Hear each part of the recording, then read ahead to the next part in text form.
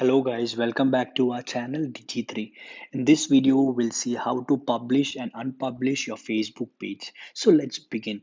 Navigate to more and scroll down. You will find the option settings.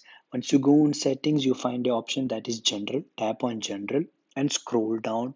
You see a option that is page visibility, and you have two option in page visibility, that is publish and unpublish.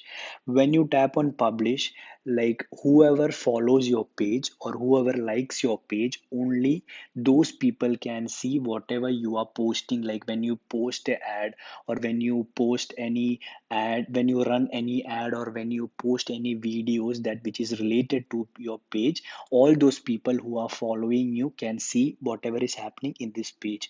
Or when you tap on unpublish, no one can see whatever you are doing in this page. Like if you're posting any videos, posting running any ads, no one can see. Only the people who are managing this page, only they can see it, no one else can see it.